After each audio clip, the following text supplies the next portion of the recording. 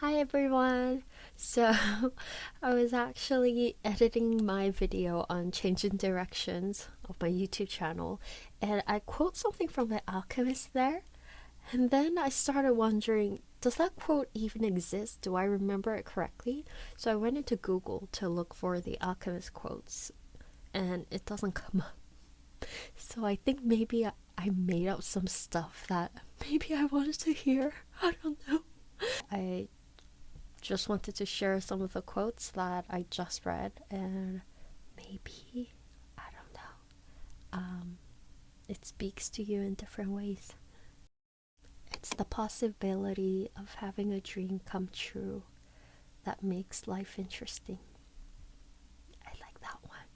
When we love, we always strive to become better than we are.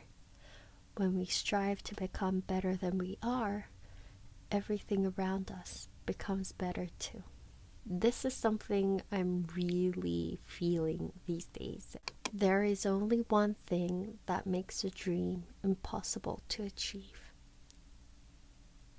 the fear of failure.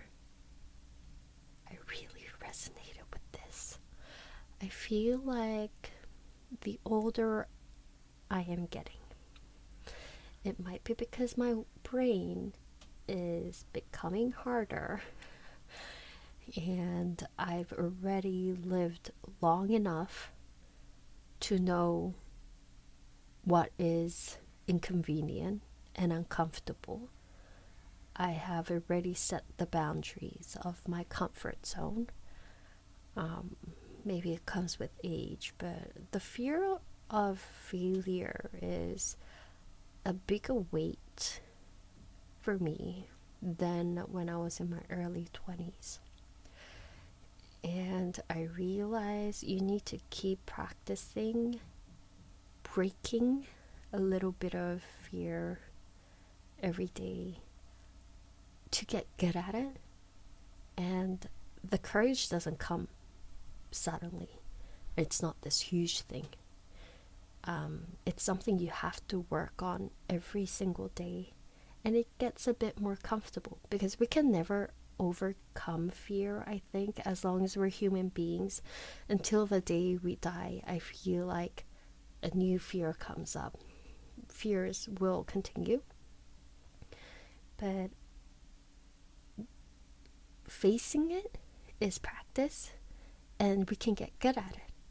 So these days I'm feeling like maybe I haven't practiced for a very long time. I was very comfortable in my comfort zone. I did what I was good at. I'm doing what I'm comfortable with. And now that fear, it's gotten so big that I'm not used to facing it. So I think I'm setting my 30s as a time where I practice facing my fears again, little by little, so I get really good at it. So when I turn 40, I'm still willing to try new stuff, willing to go past my boundaries, um, you know, do stuff I do really want to do in my 40s because I have built that mental strength against facing my fears. So I need to get good at it again. I need to practice. I was so wild, I think, in my early 20s. I think I didn't really think. I'm just like, I see it, I do it. I see it, I do it. I see it, I go for it.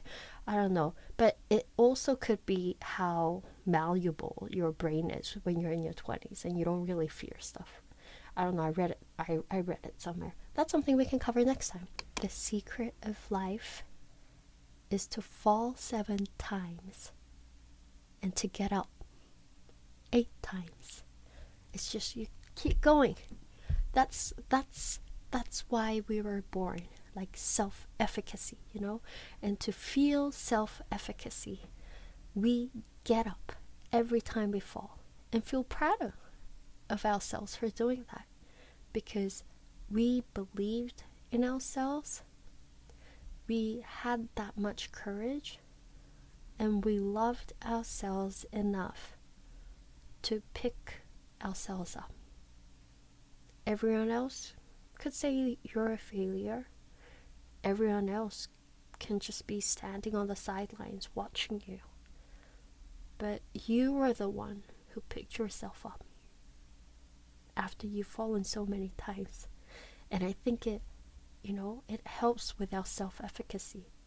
And that's why we were born, to realize how good we are, how strong we are.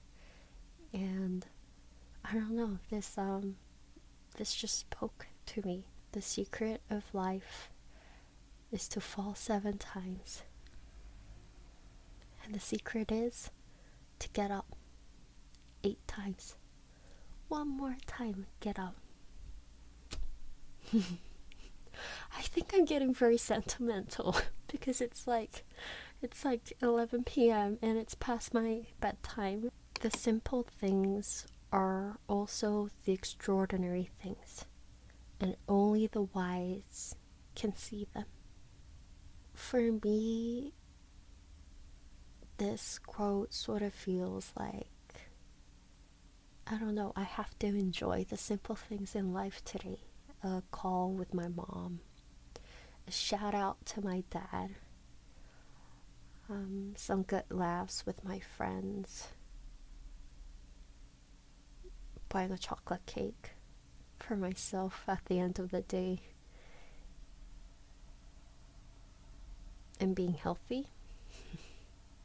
Maybe looking back, these are the good times.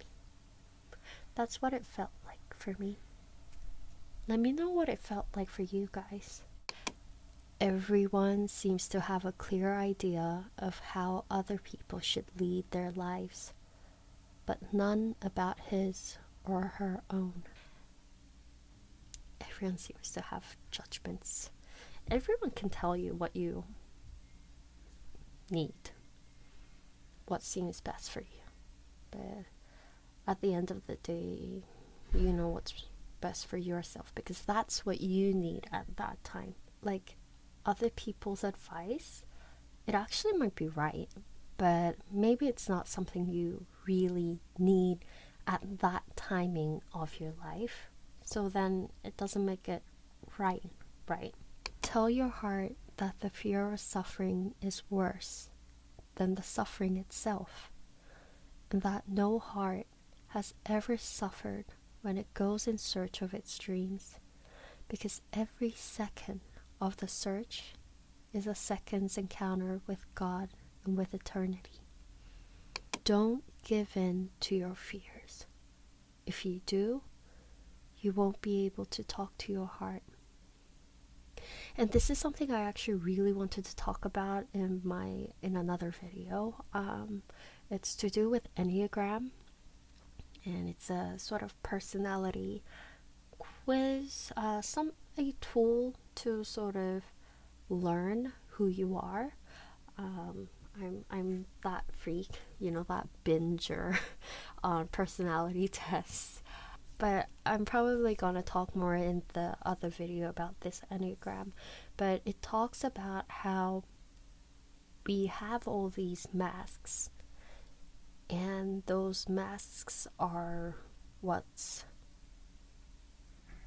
shading us from seeing our light within. We all have central, beautiful, bright souls, but the masks we have accumulated in fear of life, in fear of all the traumatic experiences we have, and the pain that we had to face growing up, even starting from when you were a baby within your mom's womb, like a fetus. Those masks are made to create your personality, and sometimes that could be the things that's covering up your bright, beautiful soul, so you can't really see your heart. And I feel like Paulo Coelho is talking about that, but I'll talk more about Enneagram in the next video. I just loved the way he described this, I don't know why this quote just gave me like a Disney Pixar vibe. It's just so beautiful. I can picture it as animation in my brain. I just love the descriptive words he used for this. We are travelers on a cosmic journey, stardust, swirling and dancing in the eddies and whirlpools of infinity. Life is eternal. We have stopped for a moment to encounter each other, to meet, to love, to share. This is a precious moment. It is a little parenthesis in eternity. So beautiful, you guys. Little parenthesis in eternity. Intuition is really a sudden immersion of the soul into the universal current of life. I guess if you're a more intuitive person, you probably sort of resonate with that. But yeah, so that's it for today. Hope you guys resonated with it, liked it, I don't know, found it helpful, or you're already asleep listening to it. And I'll be back with another video.